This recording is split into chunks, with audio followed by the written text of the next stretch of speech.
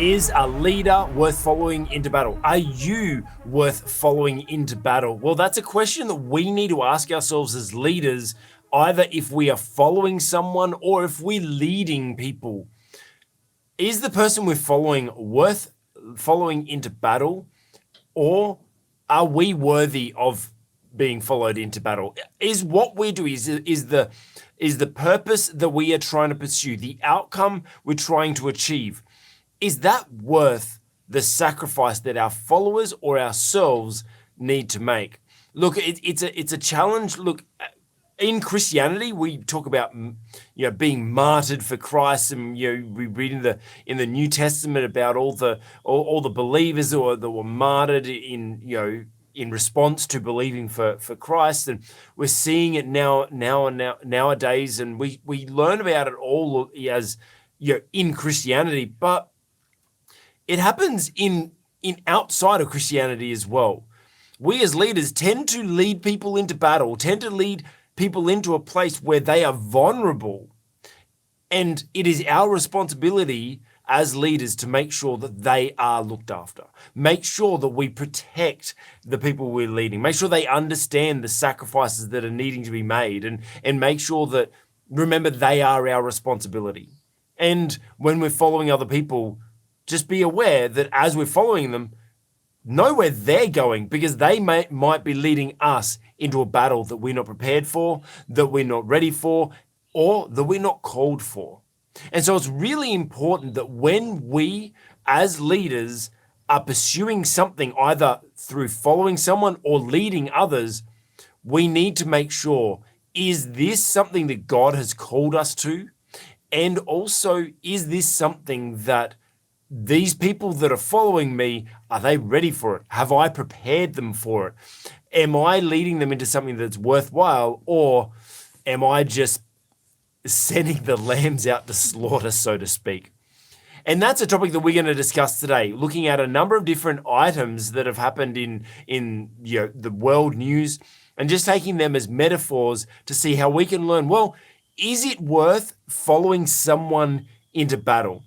We're going to have a look at some of these stories and see what we can learn, maybe as leaders or as followers, to make sure that we prepare ourselves and the people we're leading for battle. And to discuss these topics, as always, is the Businessman's Pastor, Dr. Rod St. Hill. Welcome again, Dr. Rod. It's good to be with you, Craig, and I always enjoy our leadership discussions. That's great.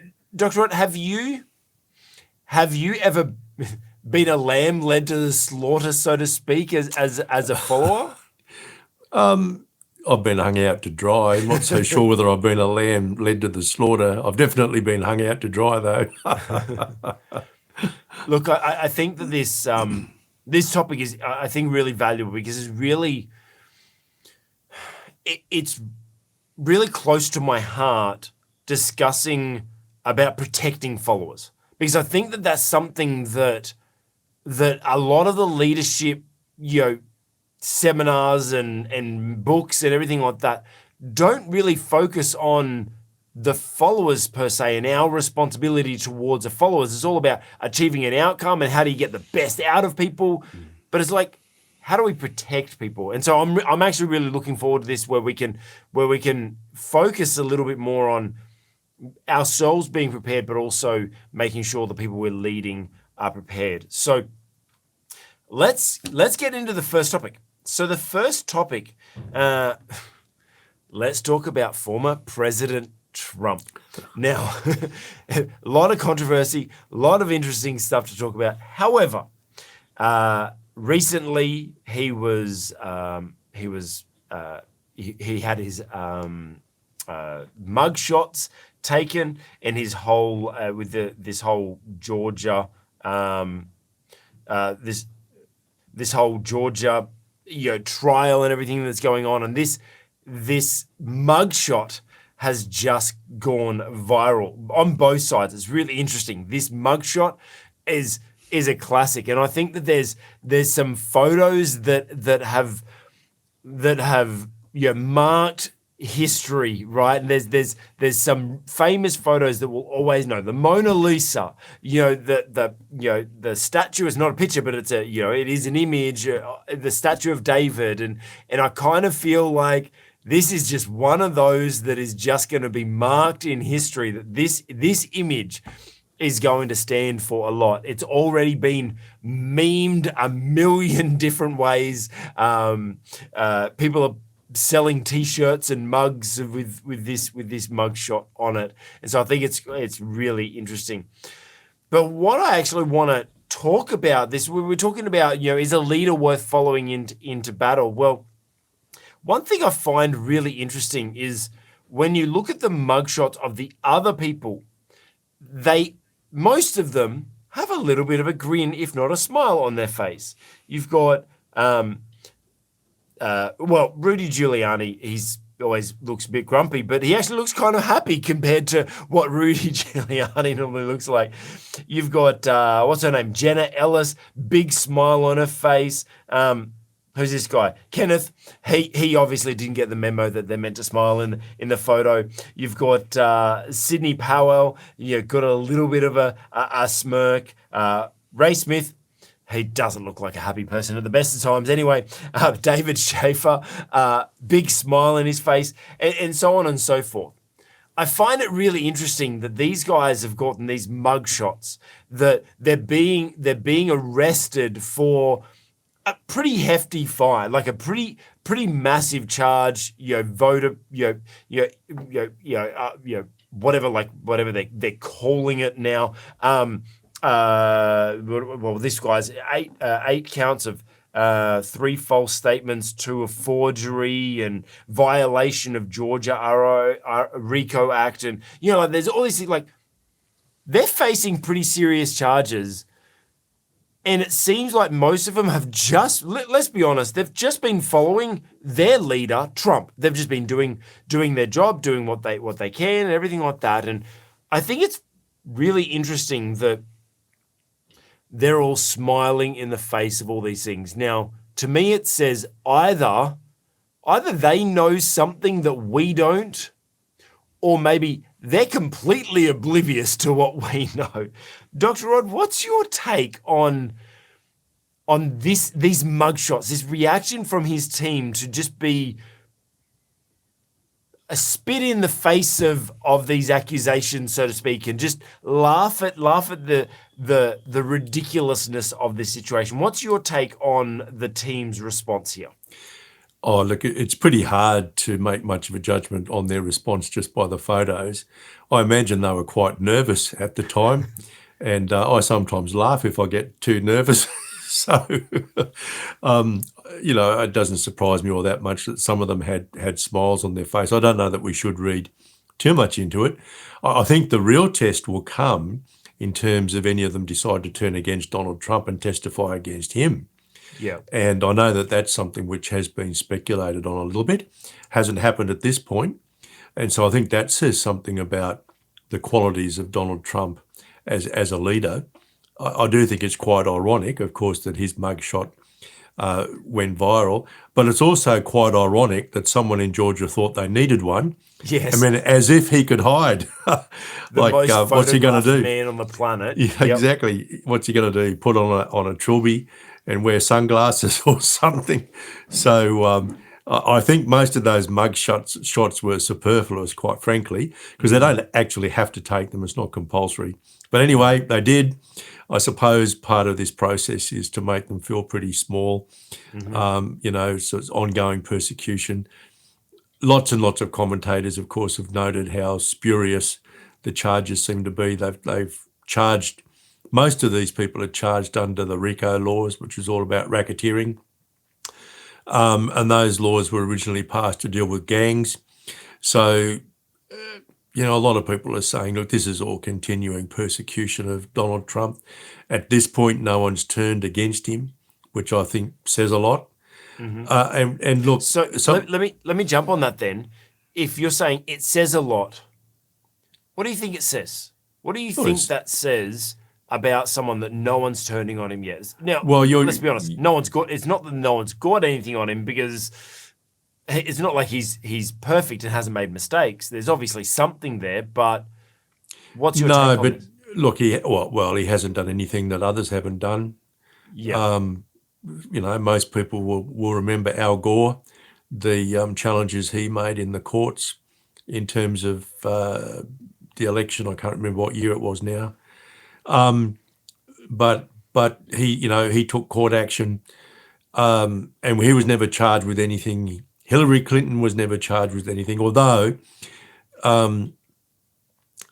almost certain that she had actually committed a crime, but it was determined at the time that there'd be no good purpose in pursuing her, so she got off the hook. And it really does seem that Donald Trump's in the gun merely because he's Donald Trump and he's decided that he's going to put his name forward for nomination as Republican Party nominee for the presidency, because they could have charged him 2 years ago if they'd wanted to. So yeah, it's all quite bizarre. And You mentioned a little bit there. You mentioned a couple of times persecution, which is obviously our theme of today, like, leading people into battle or, into persecution. What's your advice for someone that is leading a team that, let's be honest, they are going to be open to persecution? So how do you lead someone or lead a team that they're going to be persecuted? Oh, well, if you know in the first place, you've got to be quite upfront about it. The people who are with you have got to know. Yeah. And that might be the case in a military campaign where you've made some judgment about the risks associated with that campaign. I think in this context it's very difficult because who could have predicted that the law would be weaponized against Donald Trump as a candidate, and that the Department of Justice and some of the attorneys general and so on would become so politicized. I mean, I think it's extraordinary. What we're witnessing is extraordinary. Yeah. And of course, the Democrats better hope that a Democrat wins the next presidential election, because they might have to look out at what the Republicans would do. I mean, I hope that doesn't really happen, but it's just it's a dreadful mess. It's a terrible, terrible thing that we're witnessing. But to answer your question directly, look, if you know the risks, you need to be upfront about it. I think one of the issues here was who could have predicted that the law would be weaponized as it is being weaponized, and that the Department of Justice and the various state authorities would become so politicized that they actually are blinded to injustice when they're supposed to be dispensing justice.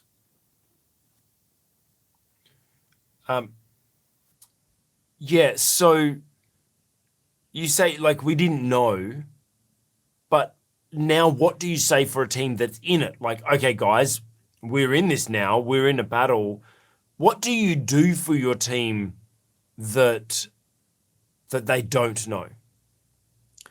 You're already in this. You're in this. Oh, so you're in it, and so you've got knowledge. We're being yes, persecuted. Yeah. Okay, what do you do with your team now? Oh, well, you'd want to be the great encourager, to thank them for sure for sticking with him. I mean, some of these people, like the lawyers, they were just doing their job. Yeah. They were just doing their job. It's an absolute outrage and disgrace. It really is. But I think if I was Donald Trump, and he probably is doing this already, say, well, thank you, and I'm going to stick by you as well, as much as I can. And I think good leaders do that. Good leaders are always looking to the best interests of the people who follow them. So rallying people, rallying them together, making sure there's unity, encouraging, supporting. Yes, although where court cases are concerned, of course, you need to make sure that you don't open yourselves up to charges or accusations of, collaboration and collusion and so on, stitching up your evidence stories and so on. That particular situation is a very difficult situation, but as a general rule, the leader should be encouraging and exhorting the people who are following. So when you're under attack like this, how do you as a leader, you want to lead the attack, but now's the time to also make sure everyone's defended and make sure everyone's protected. So you got to play a little bit of defense now, or do you just keep charging forward and hoping the team stay with you along the way? No, I think there's got to be good communication. As I Yeah. say, you've got to be patting people on the back and giving them thanks for what they're doing, especially when things are happening that they had no expectation would happen. You couldn't put a probability on something like this because it's the first time it's ever happened, at least in American Yeah. history. I mean, it happens in some nations all the time. It's just par for the course. Once you're out of office, someone is going to try and put you in jail. But that hasn't traditionally been the American way at all. And so there's no way this could have been predicted. But once you find yourself in the situation, then a good leader really looks to the interests of the folk who are following, not to their own interests.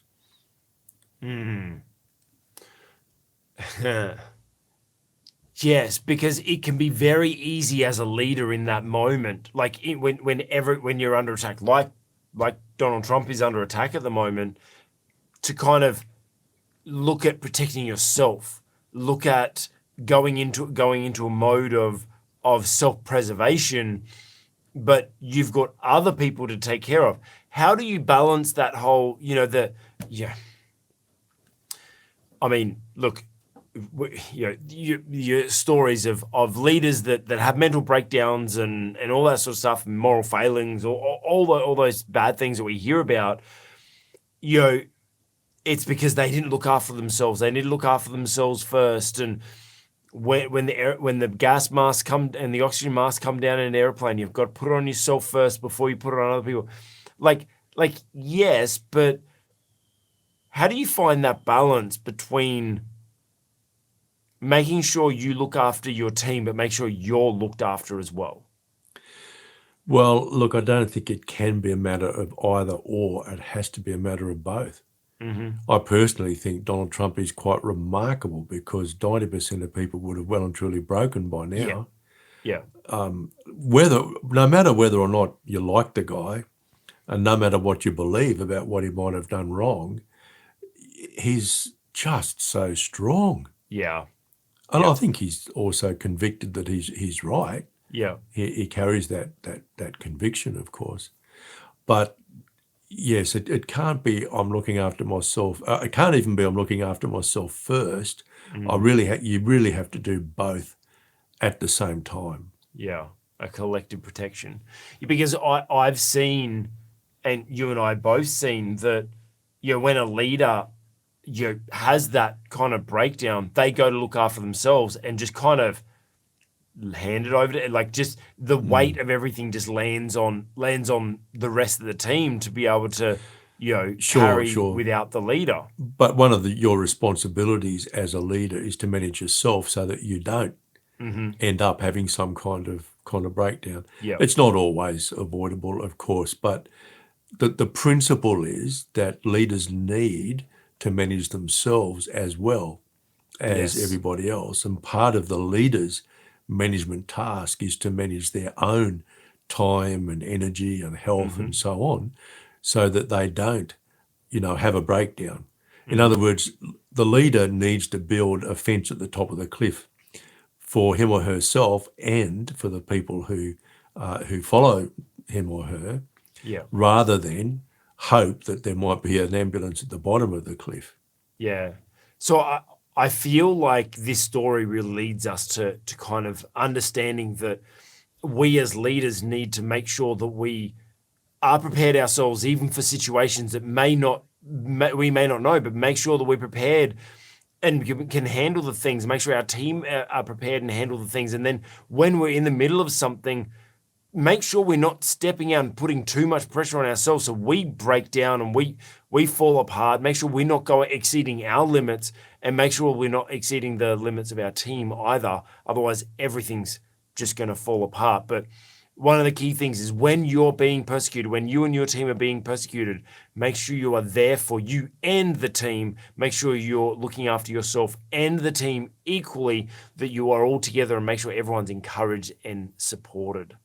So staying on the kind of the Trump train, so to speak, let's go to the next story that we have around Trump. And following people into battle. So the GOP debate happened last week. Last week. I forget what day of the week it is. I think it was last Wednesday night, US time. Yes. Yeah. So there was this point where the host asked the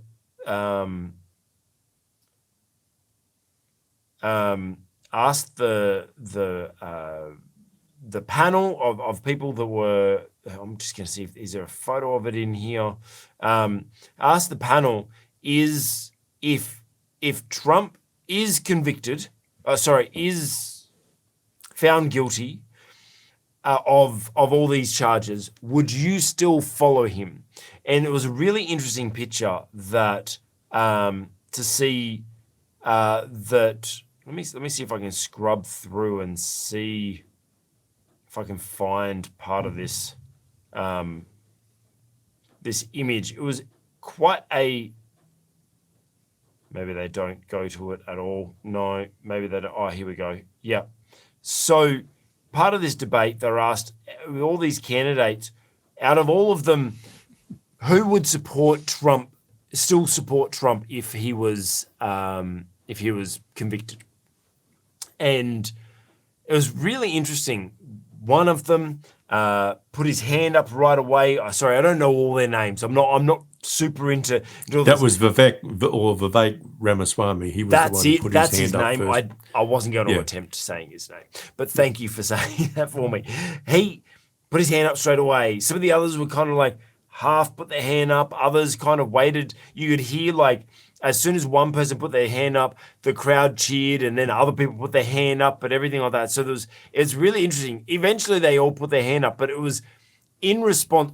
Maybe it was in response to different things, and I think it's really interesting. Of like, okay, so Trump is in. If he gets convicted, are you guys still going to follow him into the fire, so to speak? And so, one thing that I wonder out of this is there was actually a couple of things that I noticed from this is how different people responded to that question. And like there's some commentaries that are having a go at Ron DeSantis because he waited for everyone to applaud before he put his hand up. But I mean, maybe he's just someone that's a little bit more considered with his responses and was going to say yes anyway, but wanted to just think of the question and then consider his answer rather than just shooting his hand straight up or whatever. But these followers, it seems like they've said they're willing to follow him into the fire.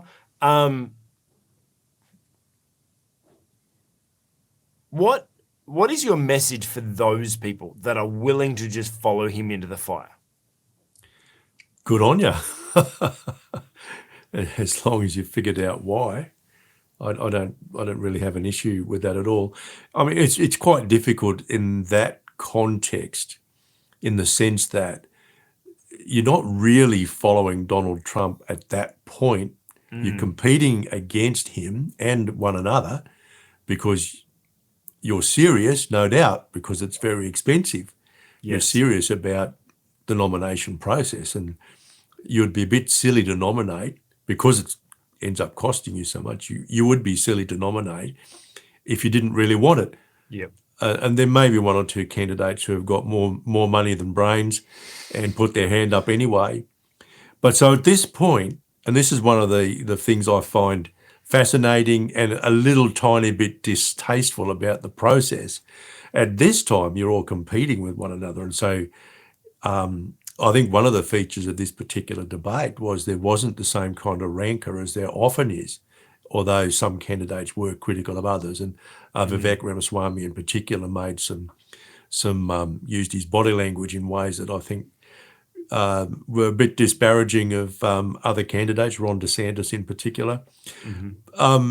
Yes, so that question, of course. See, Ron DeSantis had a go at the hosts because he actually objected to these questions. Put up your hand if you agree, because he said, "Well, we're not in school. Like, this isn't a school class," and he'd made that remark not long before that question came up, and so I don't know that his hesitation was necessarily because in his heart of heart he didn't support Trump, because he's actually made numerous statements after every indictment process about the process. He hasn't necessarily said, yeah, I support Donald Trump 100%, but he certainly has been quite strong in his protests about the indictment processes that have been brought against Donald Trump.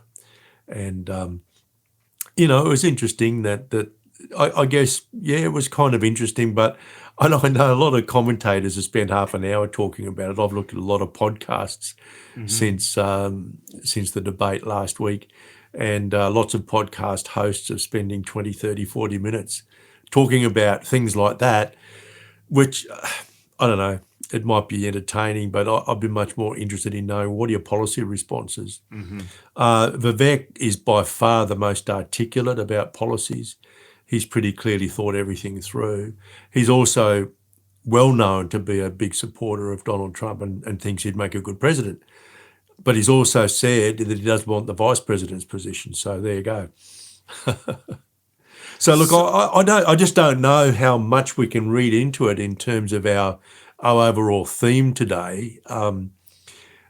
I suspect that any of them who was elected would pardon Donald Trump, not because he's Donald Trump, but because of the dreadful precedent that these processes represent. And I don't think they would want to see this become the way in the United States. For a start, it would keep thousands of people away from political processes altogether, particularly people who don't have a lot of money to fight law cases. They'd just say, no, politics is simply too dangerous for me, and that would undermine democracy. Yeah. So I suspect any one of those candidates, when push came to shove, would pardon Donald Trump. Now, they wouldn't, if he was convicted in Georgia, they wouldn't be able to pardon him. And if he was elected, he wouldn't be able to pardon himself, because it's something that has to happen at state level, not at federal level. But it's, oh man, it is such a, I was going to use the word interesting, but it's not just interesting, and it's not just fascinating. It's almost horrifying to see how these things are beginning to unfold in the United States. And the sheer hypocrisy of the Democrat side, the politicisation of the justice system, persecution, and it is persecution of Donald Trump. I mean, most legal people will tell you there's really only one issue where he should have been charged, perhaps the charge might ultimately stick, and that was in relation to the documents he took from the White House to Mar-a-Lago. And there are a lot of commentators who are saying, well, there is a case to answer for there. But even then, you go back to Hillary Clinton, there was a decision made not to prosecute, even though, in all likelihood, a prosecution would have been a reasonable thing. So, yes, it's all very interesting. So, one interesting point that you brought up is there was no real dominant front runner there. It's because that's Trump. There's not being a part of it. But what I want to look at is I want to look at the behavior of what happened, and I want to kind of view it from the way that everyone's interpreting it. Because I admit that there's so many other contributing factors to why people responded the way that they did, took their time or whatever.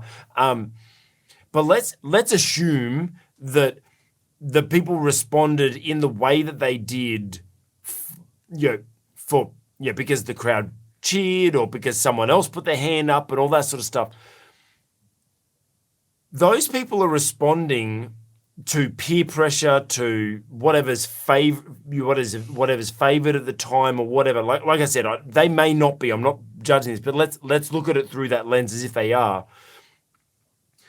They're meant to be leaders, and they're supposedly being led by what the crowd response is or what other people's hands go up.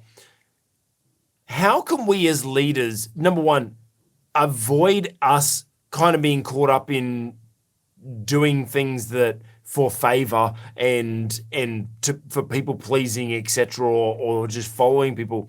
How do we avoid that? But also, how do we make sure that we're making the decision for the right reason?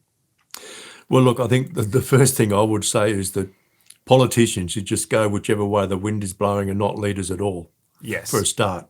Mm-hmm. And there's a lot of politicians who are what I would call career politicians. They base their decisions on focus groups and surveys and all that kind of thing, and they just bend with the wind. Well, they're not leaders.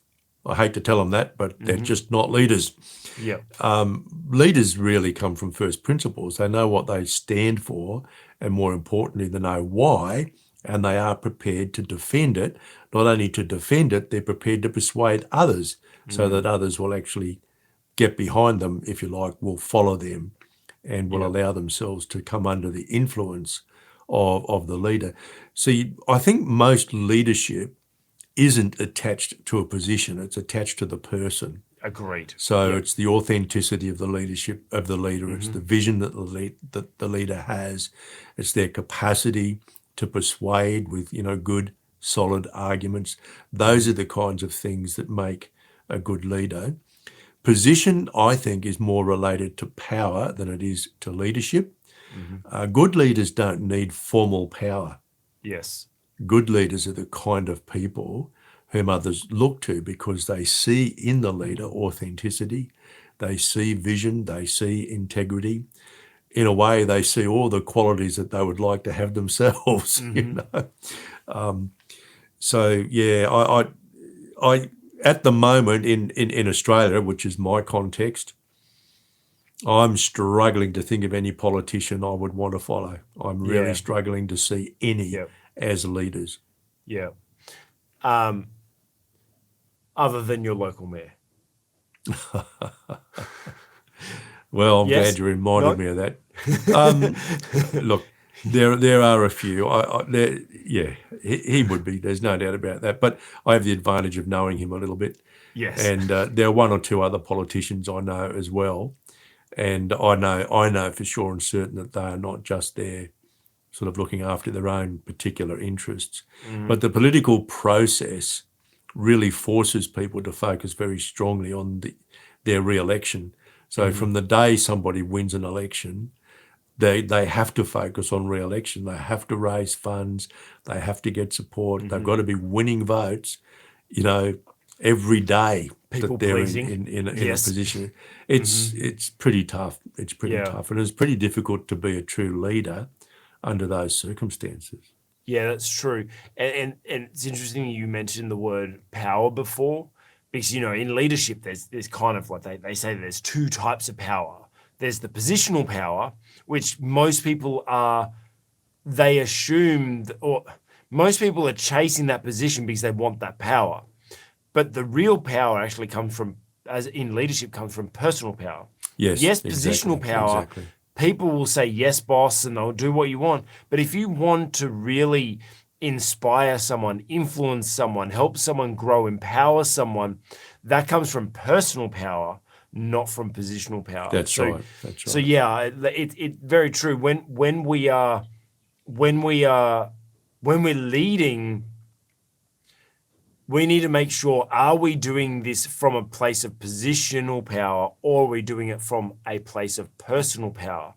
Are we chasing a position just for the power, or Are we the type of person that has the personality that is powerful to the people we lead, regardless of the position that we have? Yeah, I'm Staying not on- sure. Yeah. Sorry, I'm not sure I fully answered your question. I can't remember what it was now. No, that's okay. I think we have.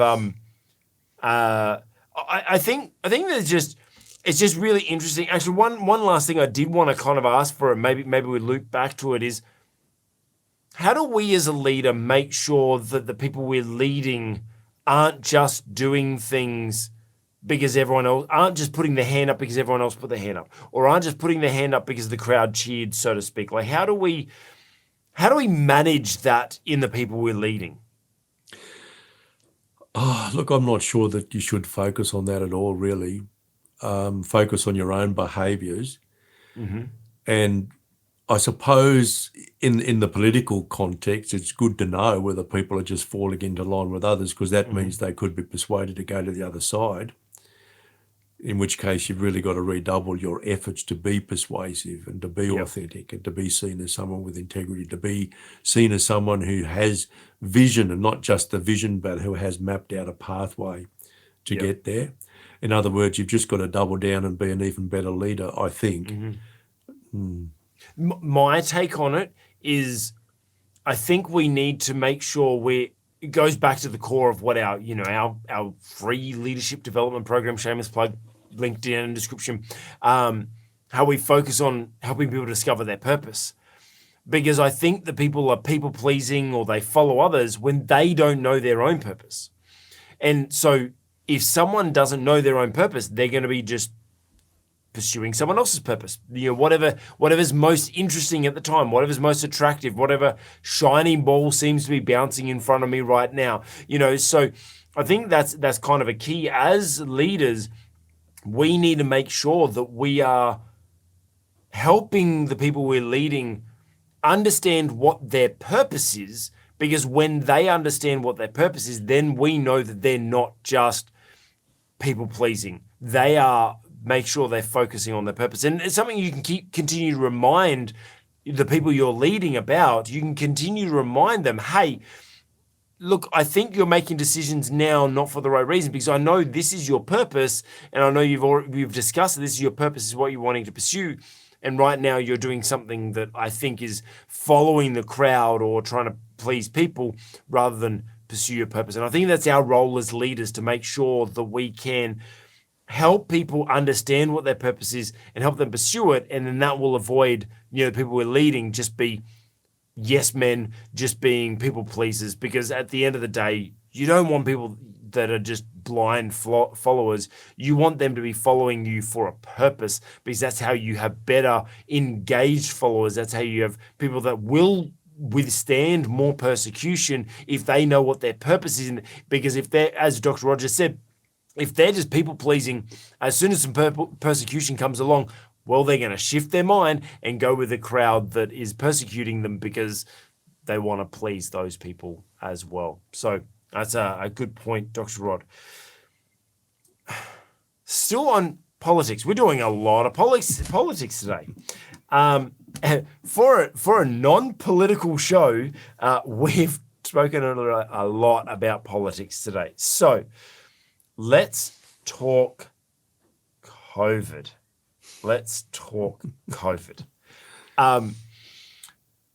COVID's back, apparently. I mean, look, it's something that we're going to have to survive with and live through for many years. But there's a new variant that's coming through the States. There's let me just skip through a little bit. There's this article, there's this episode that Stephen Crowder talks about in response to I'm going to take a little bit of a sidebar for a moment. I find this quite interesting that Stephen Crowder's got this video that he's talking about the new lockdowns and new everything like that. And YouTube has put under his video information from the WHO about coronavirus. So that's obviously their way of trying to come against their so-called misinformation, because they've now pulled their restrictions on talking about it and stuff like that. But I wonder if they're going to pop back again. Well, let's talk about this. So COVID restrictions are back because there's a new variant. There's some universities, there's some organizations that are now reintroducing mask mandates and stuff like that. And links in description. Stephen Crowder talks about the issues and what's going on in depth. I don't actually necessarily want to talk about it because we're not a political show. We are a leadership show, and we want to talk about leadership topics. And so, Dr. Rod, we're talking about following people into battle, whether that be following into persecution. There are two very big camps when it comes to COVID and lockdowns and mask mandates and all that sort of stuff. There are one side who thinks that masks are a breach of our civil liberties, and then the other side that like masks are a must and it's how we keep ourselves safe and everything like that. So either side you sit on, there was so much conjecture during the pandemic and everything like that, and all this, and should we wear masks, even from the WHO and from Dr. Fauci, where don't wear masks. Wait, no, we have to wear masks. No, now we don't have to wear masks. Masks don't actually help. There's a lot of science that proves that masks don't help. And then there's all this science that proves that it does help. And then there's not only are there maskers, there's double maskers now, and there's like all this sort of stuff. So now because this is a real thing that business leaders and political leaders, all leaders of like in all spheres are going to have to make decisions now. We've been through this turmoil of 3 years, coming out of it now, still most people still feeling the hangover from COVID, all the lockdowns, the mask mandates, everything like that. Now understanding what we know, now they're going back to things that were kind of proven, well, at least were proven unpopular, and if not proven ineffective. How do we as leaders make a decision now after there's been all this, let's say, there's a lot of misinformation from both sides, but how do we make a decision now, like, should we make our organization or make our team mask up? Should we make our team, go back to working from home? Like how do we make the right decision in this moment? I don't even know how to answer a question like that, because I don't think you would apply a decision-making process to something like this any different to any other decision-making process. What are your first principles? What are the things that you're fundamentally driven by? And then what does the evidence around me tell me? I'm worried about what I'm seeing, and there'll be a lot of people who are confused, who are accused, I should say, of conspiracy. What I would say about what's going on in the world of podcasts and so on, particularly on the part of the more conservative presenters, I would say it's not conspiracy theory, but it's speculative. And yes, as leaders, if we're leading an organisation where people are in close contact, we might have to determine what our stance is going to be. I know what mine would be. I don't think masks are going to help. There's very little risk that people are going to die from this virus now, unless they are already at risk from any kind of respiratory illness. And obviously we need to do everything we can to look after those people. But I think, the whole thing has become politicised again, and this is one of this. I don't really consider myself a conspiracy theorist, but I can tell you this, given my experience during the COVID-19 pandemic, I've lost my confidence in the so-called experts and also in government and the public servants. I've lost my confidence in what we call in Australia chief health or chief medical officers because I think their positions became heavily politicised. So I don't have the same level of trust post-COVID that I had pre-COVID. Yeah. And obviously, as a leader, that should be something I share with my people. I think with something like COVID, the real issue that leaders have to confront is what if masks or vaccines are mandated? Yes. Yes. What am I going to do then? What am I going to should we do do? then? I wouldn't want to make the decision for another leader. I think this is something you need to sit down and prayerfully consider your position, prayerfully consider whether now is the time to say enough is enough. We are not going to tolerate these incursions on our freedom any further. I do think, though, that this is a decision that each leader has to come to. They've got to do it prayerfully.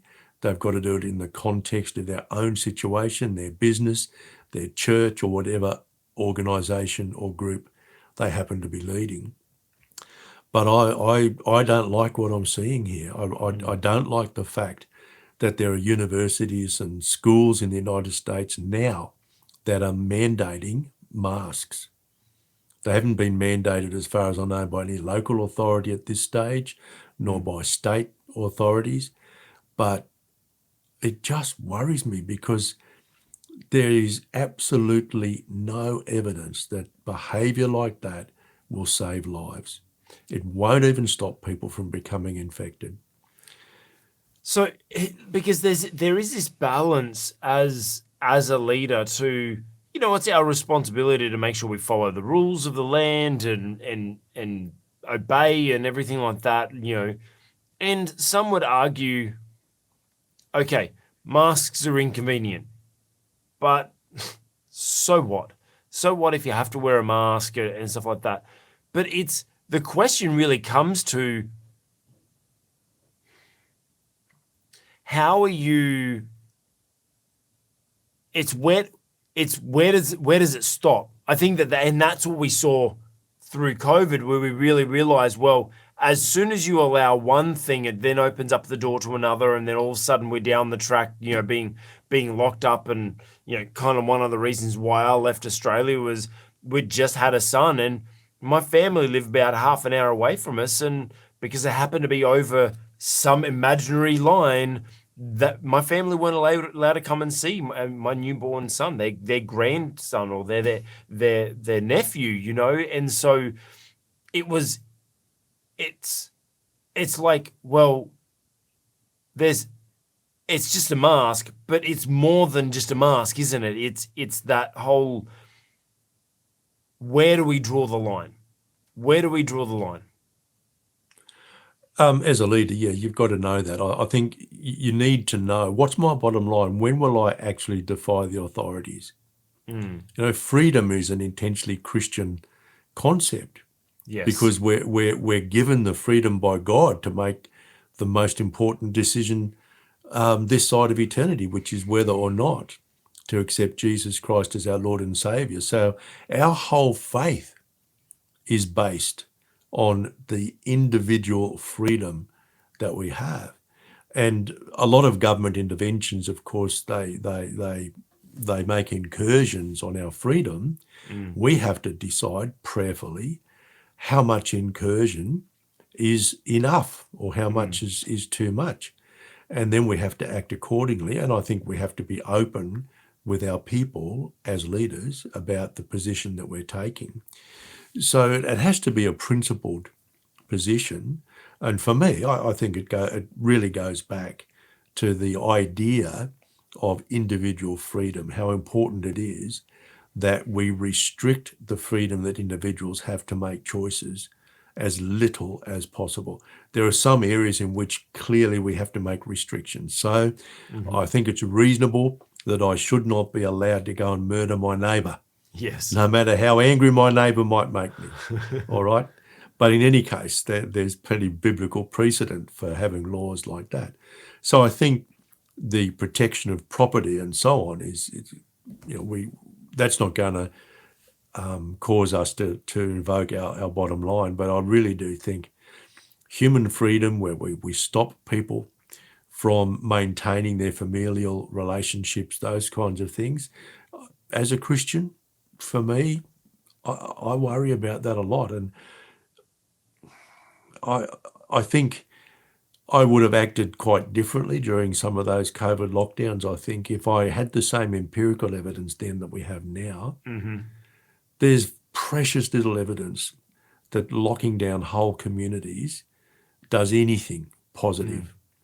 Yeah. And one of the things that really bothers me a lot is that if governments are now making plans to reintroduce mandated mask wearing and vaccines and lockdowns and so on, why are we doing that without having a serious review of everything that we did from a policy perspective during the first COVID pandemic?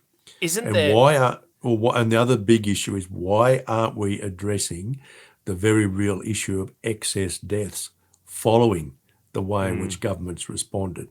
I think we need to, instead of worrying about, planning to reintroduce mandated mask wearing or vaccines or whatever, vaccine boosters or whatever, let's really dig down into the excess deaths that we're experiencing now and find out why are we having those excess deaths. Many people would speculate that there were people who didn't receive diagnosis or treatment during lockdowns. There was an increase in mental illness, particularly depression and so on.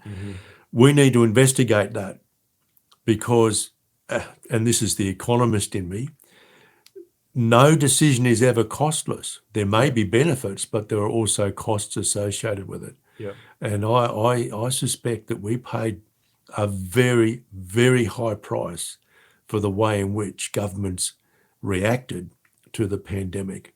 And I'm not at all convinced that repeating the policy is the right way to go. So that would weigh on me very heavily as a leader, as a church pastor, as a leader more generally.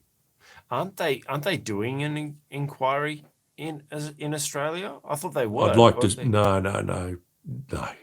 I thought There was. have been calls for a royal commission, and I agree with that. We should have a royal commission, a very detailed royal commission. Not so much with the view of trying to throw people in jail. No. I don't think that's very Yeah. productive. But learn from what we did wrong. And look, there's enough evidence to convince me that a lot of the policy decisions that were made for purely political reasons. They weren't made for health reasons at all. Yeah. I think there's already evidence of that, but I'd like to see that drawn out under the terms of a royal commission. But I think the focus should be we need to learn the whys and the wherefores and the outcomes. But this just worries me so much. It worries me so much because, as you say, the price your parents paid for not being able to see their newborn grandson, in the larger scheme of things, yeah, okay, that wasn't all that much. However, you add that up across the whole population.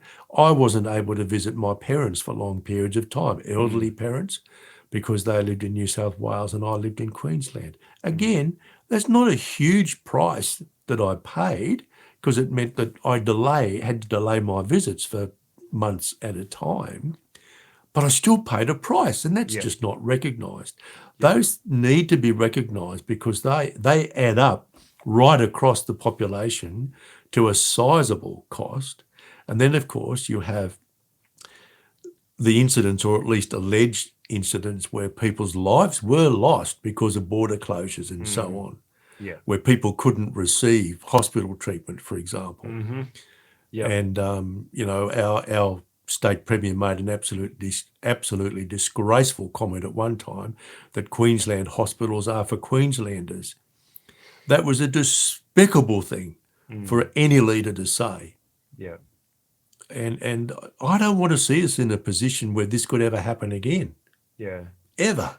You've kind of led off off it onto a kind of different part of the topic, but actually still kind of on our topic of like, okay, so when we are leaders, we've gone into battle, we've had people follow us during COVID, forced to follow, the rules and everything like that.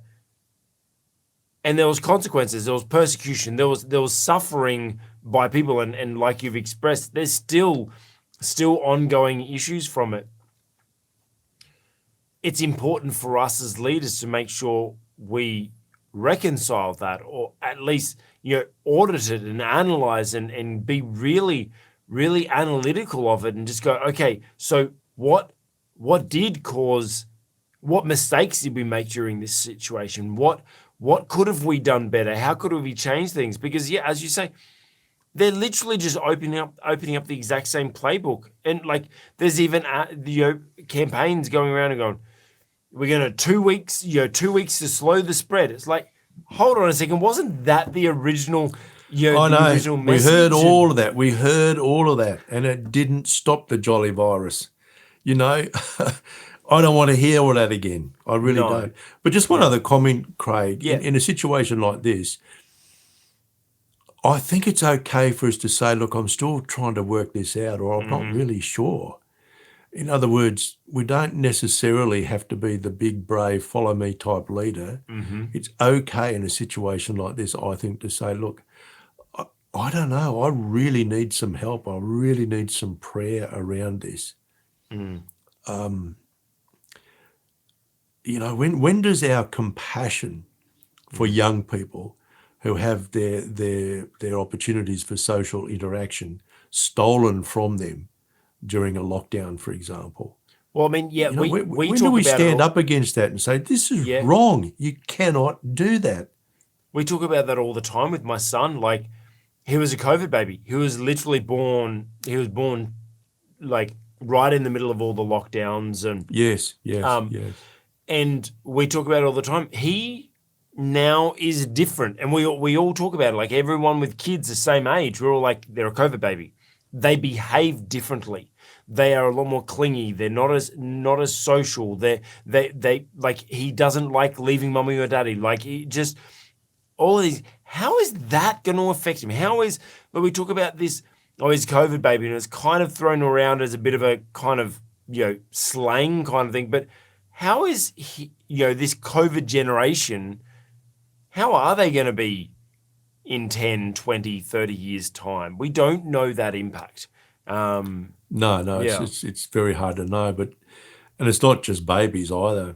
I was on a Zoom call with a mother earlier this week who has school-aged children, Yeah. and one of them had, and still is, having a real struggle to kind of reintegrate after long periods of shutdown. This was someone from Melbourne, which, as everybody would know, that Melbourne has the record as having the longest shutdown of any city in the world. And that's had an enormous impact on children in particular.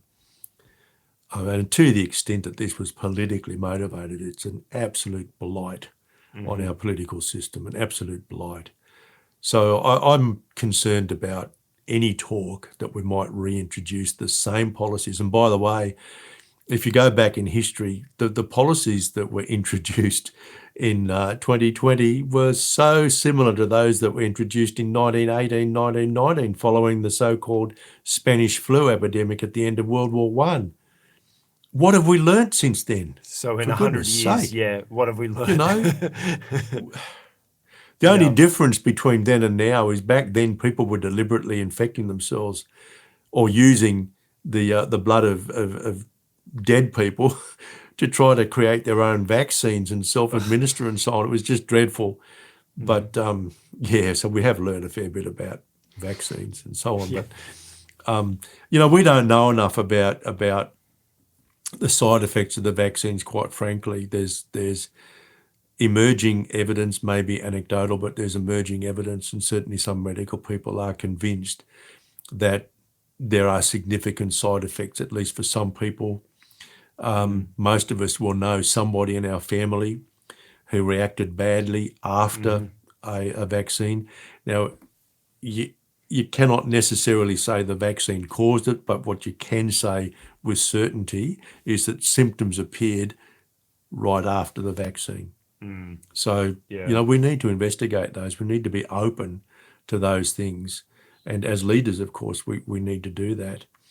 But for me, if someone came and asked me today, so what's your reaction going to be if we reintroduced mask mandates and so on?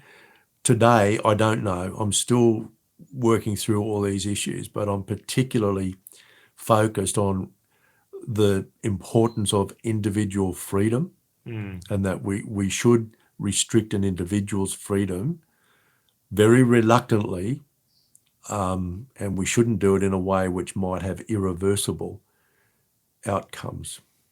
And we shouldn't do it for political reasons. No, we shouldn't. It's just plain wrong. It is just plain wrong. It's very doubtful that we improve medical outcomes by mandatory mask wearing, especially outdoors, and by compulsory vaccines. I think if we make vaccines voluntary and make sure we do the research to figure out the exact nature of the side effects, then more people will take the vaccines anyway. Yeah. And so on the theme of today, talking about following leaders, through persecution and what do we do? Well, as leaders, let's make sure we step back after a situation, after we've been through a major situation where people have been persecuted, people have suffered. Let's be analytical and really learn from it and see how we can change the way we're going to approach it next time. Make sure we're not doing things for political reasons. And political reasons doesn't mean you're running for office or trying to do something in politics. Political reasons could just be maybe you're vying for a position at your work, or maybe you're trying to impress the boss or someone to get a different position. But remember, make the analysis on what's best for the people you're leading. Talking about persecution, let's go to our next topic, and then we're going to actually talk about real persecution. Came across this article the other day, and I was just blown away. Kind of maybe a bad choice of words using blown away for this, but 26 churches burned as Pakistan Christians brace for more blasphemy accusations. I'm glad I came across this article because I wasn't. Let's be honest, we are kind of a little bit isolated, insulated, maybe blind to the persecution that actually happens to Christians around the world. We kind of hear about it in China, and we kind of like, oh yeah, China, communist country, and so we smuggle some Bibles in, and there's some persecution in that, meh. But we don't actually understand the length of it. And so in Pakistan, which is, is it a majority Muslim nation, or is it actually a Muslim-ruled nation? Well, I think I was reading somewhere. Pretty much both. Look, there's only about 2% of the population are Christians, well over 90% are Muslim. It's not under Sharia law or anything like that. But so that's what I was asking. Yeah. Conversions are illegal, for example, in Pakistan. So there's a fairly strong connection, if you like, between government and religion. So there's definitely no separation between church and state, put it that way. So apparently, this is kind of in response to, there's another article that Sweden's Quran burning. Sweden is meant to be this really liberal, free state where they're allowed, free country that they're allowed to do anything. There's been all these burnings of the Quran in protest to obviously some of the extremist things that are happening, and apparently there's been some church leaders mentioning that in Pakistan or speaking out about it, and there has been a massive attack against the Christian churches in Pakistan. And this story links all down in description. But this article, I won't go into too much, but pretty much like they had a mob coming to them, and so they had to run and hide and hid for a couple of days, I think it was, or something like that. Just trying to remember all the details to it, but like imagine being in that. Imagine actually, we talk about martyrs in the Bible, but this is people being martyred in real time. How do we lead someone? Like you're a pastor, Dr. Rod. What would you do if there was a mob coming to burn down your church and to attack your church members, your congregation, and you're fleeing, running away from the mob with your church members? How do you lead them? How do you lead them in that situation? Well, I'm not a courageous person, so I can assure you that I wouldn't be drawing on my courage. Look, paramount would be to keep my people safe. Yeah. No, there's no doubt about that. But my family, my congregation, I'd want to keep them safe. In this case, they were able to flee from the church into fields behind the church, and they were able to hide there. I think overnight and into the next day. And I'm reluctant to say I would definitely do this or I would definitely do that, because I've never been under that kind of pressure. All I can say is I hope I would prove to be a good leader under those circumstances, maintain my composure, be able to think clearly, lead my people to safety, and then keep them safe. That's what good leaders do. Yeah. I'm just not putting up my hand and self-proclaiming that I'm a good leader, that's all. These people have so much courage because they are literally being tested to the death over their faith. Here on the Gold Coast, we have people who don't come to church if it rains. Yes.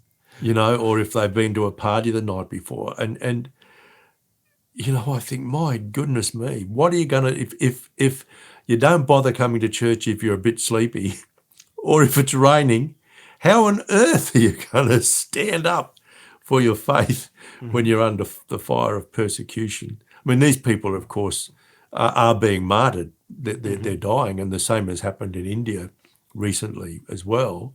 And governments are not really stepping in to do anything about it, simply because church and state aren't really separated. And so governments are essentially turning pretty much a blind eye to this, and that makes leadership, it's not just costly in terms of your own effort and time and so on, it could cost you your life if you're a leader. Yeah, so I mean, looking at this, I mean, is there a place for,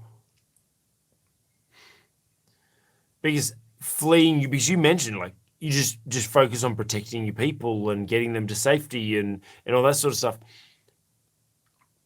Some may say, well, you got to stand up and fight and defend yourself and stand up for the Lord and all that sort of stuff. But like how do you know the time to fight versus and fight for, and sacrifice for what you're fighting for, or live to fight another day and then be able to fight another day? A situation like that is, I think it's paramount to save, protect your people. Forget about the idea for the time being. I think what you're alluding to is that you need to stand and fight for the idea. So in that case, would be standing to fight for the principles of Christianity. I don't think that is appropriate under those particular circumstances, because you're going to be killed, and you're not going to be a lot of help to your people when you're dead. So I think it is appropriate under those circumstances that you get out of the situation to a place which is safe. I think there are other times when you need to stand up and even risk your life for the principles. But when you've got a congregation around you and there's a mob coming, I think it is more important to get your people out of danger as much as you can. That's your number one priority. Sticking up for the ideals, that comes later. Yeah, protect your people. Absolutely. Being a hero is not about putting the people that you're with. Well, the trouble with being a hero is we've seen it all on the big screen or on the small screen in front of us, and it's fiction. Mm-hmm. Most of what you see those big heroes doing, no human being is physically capable of doing. So you know what? Really? Well, you might be. Are you saying You might that? be. Are you saying that Thor, is Man, fake? he wouldn't be able to carry his weapons for as long as he does without dropping dead on. It's just, I mean, it's just ridiculous. Absolutely ridiculous. We're not. We just can't do it. Period. But So forget about it. Have you seen the Hemsworth workout though? He works out pretty hard. Good on him. It's not gonna be enough to save the world, though. Let me tell you. Yeah. So look, there are circumstances in which we have to be the big hero, so to speak. Like the movie star. Those are few and far between, and not many leaders are called to do that. On the whole, we're called to look after those around us. Sometimes, under some circumstances, we might lose our life in doing that. Okay. What do you, as a pastor in Pakistan, how do you shepherd your flock? How do you share the gospel? How do you evangelize? How do you do what God's called you to do, sharing the gospel with people when there is that risk to not only you, but the people you're leading? How do you encourage them? Because obviously every Sunday and Saturday across the world, there's pastors from the front preaching, go out and share the gospel, share Jesus. How do they do that when they know that they're telling their people to do something that's not only illegal, but life-threatening? Look, I'd always say never, ever do it unless you prayed first and you have an unction from the Holy Spirit that this is what you are assigned by God to do. So there's no way I will ever stand up in front of my congregation under any circumstances and say, you are all called to do something specific. Yeah. Like, in the face of, let's say that Australia passed laws banning Christians gathering together. I would never simply say to my people, every single one of you is called to gather together. I'd say, listen, you need to pray and find out what God's assignment is for you in this context. Now, for some, it might be keep your head down because you've got 3 little babies to look after. For others, it might be it's time for you to pick up your sword and go and fight. I don't believe that God will give us all the same assignment under circumstances like this. And very similar with the earlier discussion about COVID. I don't think I would be prepared to stand in front of my congregation and say, you all got to do this. I would say to them, you really need to pray about what stance you're going to take. Find out what God wants you to do, and it won't be the same for everybody. So, I mean, I think there are some people who are probably martyred unnecessarily in the sense that they put themselves in harm's way without necessarily having an assignment from God. So I think that's important to know. But of course, you could be given an assignment that puts you in grave danger. Well, so be it. You're really going to have to, you either say no to God or say, well, all right, I'm going to go ahead with this. And whatever happens, happens. It's a very, very difficult thing, Craig. And, I've never been a pastor in one of those countries. I've known people who have pastored in some of these countries where it's either illegal or socially unacceptable to be a Christian. For many of them, they operate underground. They are never photographed and so on and so forth. And we do know that the church flourishes underground and that the truth of God's word gets shared underground. We also do know, particularly from recent experience in Iran, that sometimes the Lord in his grace, ministers to people directly. So there are lots and lots and lots of reports of people having visions of Jesus. They would say, Jesus visited me. And so they become Christians because they've had a vision of Jesus, not because some Christian has actually come and shared the gospel with them. Yeah. So it's not an easy question to answer, but none of your questions ever are. and that's what leadership is, just like that. Yeah. You really cannot buy a textbook on leadership and find answers to all your questions in it. There's no, yeah. What we usually find in the leadership texts is what amounts actually to classification of different approaches to leadership. You won't find answers to your questions as a leader most of the time.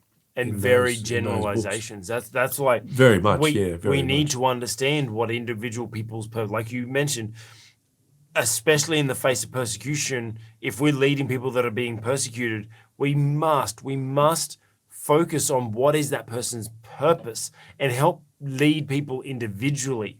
There is no collective answer or way to lead people in anything, especially in persecution. We have to lead them individually, understanding what their individual purposes is, understand what their individual strengths are, what their gifts are, understanding them individually. That's how we can lead people through persecution. I would never, ever, ever lead anyone in persecution with a blanket rule or blanket leading strategy. Look, we're talking about persecution of the church. Let's go to see what the Bible says about persecution. And actually, thinking about this topic, there was quite a number of different passages I was thinking of, but this kind of really typified, when we're talking about all this stuff, the signs of the end. Signs of the end of the age. We're reading from Luke. We take a leadership lesson from Luke each week that's in line with our theme, and persecution is our theme. Well, leading people. How do we lead people into a battle, into persecution, into trials? I think it's really important what Jesus says to his disciples here in Luke 21. Now, the whole passage, I sent the whole passage to Dr. Rod, and what was your statement to me today, Dr. Rod? Did I say it was too long? No, well, I hope he's not going to be reading this whole thing. No, we will not read the whole passage. Go and read it yourself. Sometimes these passages are a little bit too big, and there's so much in it that, honestly, I could preach from one or two of these verses a whole sermon. So, look, in our short time to get today, I just wanted to focus on a few of the verses from verse 12, chapter 21 to from verse 12. But before all this, so this is Jesus speaking. But before all this, they will lay hands on you and persecute you. They will deliver you to synagogues and to prisons, and you will be brought before kings and governors, and all on account of my name. That's Jesus talking. This will result in you being witnesses to them. But make your mind not to worry beforehand. I think that's kind of a key of what we've sort of spoken about a little bit today. Is we said we don't always know when the persecution is coming or if it's going to come, but we need to know what are we going to be convicted to ourselves, not convicted of. But Dr. Rod's mentioned about number of times today about the principle. What's a principal thing? Where are you? Where are you focusing? What's your core values? What do you know that you're going to stand up for? So make your mind up not to worry beforehand how you will defend yourselves. For I will give you the words and wisdom that none of your adversaries will be able to resist or contradict. You will be betrayed even by parents, brothers, relatives, friends, and they will put some of you to death. All men will hate you because of me, but not a hair of your head will perish. By standing firm, you will gain life. I think for me, the main thing out of this is as a leader, I think we need to make sure that we are very upfront with the people we're leading about what they're going to face. I don't think we should paint what's like look it through rose-colored glasses. I don't think we should try to oversell things and everything like that when we're leading, especially leading something that we know we're going to face persecution. I think we need to be completely upfront with people. Count the cost. Like, let them know this is what the cost of pursuing this purpose. This is what the cost of following me, pursuing this outcome that we're chasing, doing this project. You're going to lose sleep, you're going to lose friends, you're going to lose whatever it is, you're going to lose your life, as Jesus says. I think it's really important as a leader to make sure that we prepare our team of like, this is what, like, let's not sugarcoat it. This is what you're going to face in persecution. But also, I like the little bit at the end, but standing firm, you will gain life. Obviously, as a leader, we need to inspire people to show them this is what you're fighting for. This is the outcome. This is what we're driving towards. This is what you're going to achieve. But there's going to be sacrifice. There's going to be persecution. There's going to be challenges along the way. Dr. Rod? Well, yeah, I think in this particular passage, Jesus is addressing a number of things. If you read the whole passage from around verse 5 through to 38, you'll see that Jesus addresses the destruction of the temple. He addresses his second coming. He addresses the end of human history.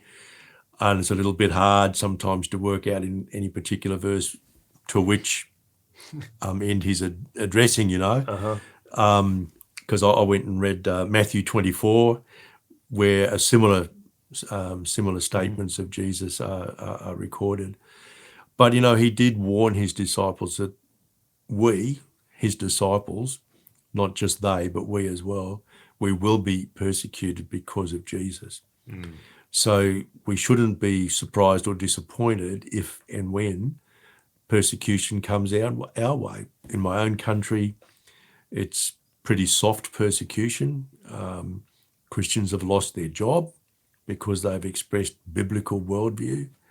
There's no doubt about that. That I would call that soft persecution because their lives aren't at risk, although obviously their livelihood is disrupted.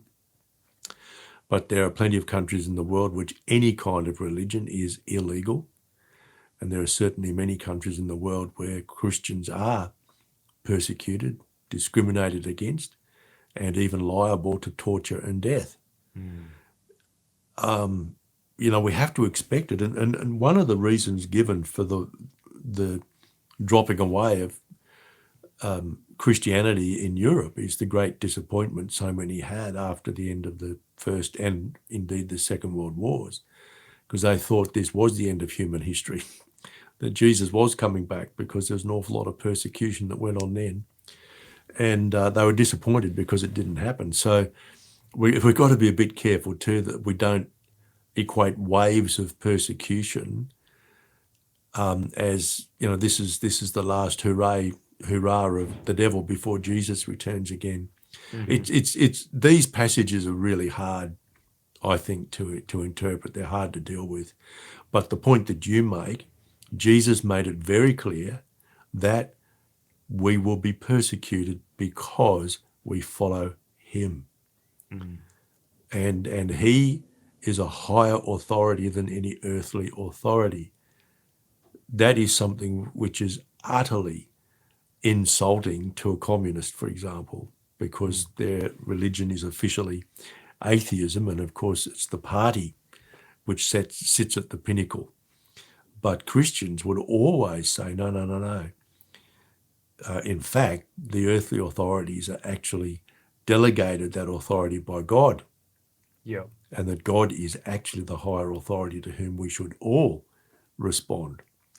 And that's what puts many Christians in the place of those being persecuted, because they live, they act and they speak as if Jesus is a higher authority than any authority on earth. And so I think the devil just hates that Uh-huh. because, see, the devil wanted to be like God. The devil wanted to Yep. be, that's why Satan was cast down from heaven and a third of the angels went with him. Mm-hmm. He wasn't content to be in charge of the worship. Do you think he He wanted warned to take on the that leadership. third of the angels? Do you think he warned them of the perils they would face and the battles that they would face? Bible doesn't say anything about that. So it would be purely speculative. But no, I don't think, because again, the devil's not a leader. No, he's a The liar. devil's not a leader. He's not really interested in any kind of flourishing on the part of anybody. So, Yeah. but you see satanic kinds of government where you've got any kind of totalitarianism, which of course is creeping into our democracies today. It's satanic. Because ultimately the sin that the totalitarians, the communists, the socialists and so on commit, it really is the sin of wanting to usurp God and to actually be God themselves. We see this often in science as well. It's common now to many people who take an atheist position. Really, you see so much evidence in their language and their behaviours that they really want to be God. Yeah. That's why they don't want God in the picture at all. But we're going to be persecuted for that reason. Satan hates people who love God, Yeah. and he'll do just about anything to persuade them that they shouldn't love God. That's why we get martyred. But Jesus, you're right. Jesus was upfront about it. He told us. And when I've often preached, as a Pentecostal preacher, that I believe in healing, I believe in prosperity, financial, physical, social, mental, and spiritual. I believe in all of that. But I also recognize that Jesus said, yep, I'm bringing all that, through me, you can have all that. But you have to understand that you will face persecution. That's the one, we are not promised a life free of any level of persecution at all. We just aren't. And it seems to me that in this day and age, the likelihood that Christians, even in the West, will become persecuted is increasing day by day. Yeah, we're seeing it a lot in the US right now. We're seeing, there's I think it little is things that emerging in the creep US. me in. Absolutely. Yes, absolutely. It is, definitely. The law is being used against Christians because of the beliefs they hold. We see the same sort of thing in Australia. Yeah. Because the biblical worldview runs counter to the worldview that is now held by many people who see themselves in leadership positions. And going back to the lockdown thing that we spoke about, there was pubs who were allowed to be open, but churches had to be closed down. And so, Yes. yeah. But you see, that reflects secular thinking. In my view as a pastor, a church is an essential service. Churches should have remained fully open during COVID. But try and convince a lot of politicians of that, they simply don't agree. That it's a nice thing to do, or they don't all think it's a nice thing, some think it's dangerous. But they don't see what church does as an essential service. Yeah. And yet, we know, for example, that people who hold religious beliefs tend to live longer than people who don't. People who hold religious beliefs tend to be more engaged in voluntary work than people who don't, and so on. So, I think it's reasonably easy to build a case that church is an essential service, but we were never treated that way. Yeah. Yeah. So, as a ruling, as a warning for leaders, make sure you warn your people. Make sure you warn them. Be open and honest about this is the cost. These are the challenges we're going to face personally and professionally. These are the persecutions you're going to have. And, well, if you're leading a church we need to let them know that, just like Jesus' words said, well, you're going to face persecution and possibly death. However, there is something better waiting for you. Now that doesn't mean you run face first into it. Like we just said, don't run face first into the challenge because I'm going to be martyred for Christ. Like, no. Like you have a purpose to fulfill on this earth. Don't just wait until God says your purpose is done. Don't you go and force God's hand and go, I'm going to go spend time early with Jesus. No, like No, we'll see if that's what you think. your You've purpose. imported something from another religion. You know, Yes. just because you're martyred doesn't mean you get a better cloud in heaven, man. No. Doesn't work that way in Christianity. No. Not at all. So look, persecution or leading, following leaders into battle or leading people into battle. I think the general theme for today is we need to make sure we're looking after the people we're following. Make sure we're protecting them, make sure we care for them, make sure we're leading them individually, make sure that we're supporting them, encouraging them, make sure we're leading them individually, leading them into their purpose, and just make sure that they understand what the cost is and what they are stepping into. So are you the type of leader that is worth following into battle? Are you leading people into battle that aren't prepared? Well, you need to be very careful. And I hope that our stories today have helped you, have inspired something with you, challenged something with your leadership, or maybe helped you to rethink something. Hey, if you did enjoy this, give it a thumbs up. Algorithm stuff. Pointing views and likes and shares and subs and all the algorithm stuff. Give us a like. Give us a comment. Let us know how this helped you. And please consider subscribing. We'd be honored if you'd join our humble subscribers to learn more about leading from a faith-based view. Dr. Rod St. Hill, thank you once again for joining us again today.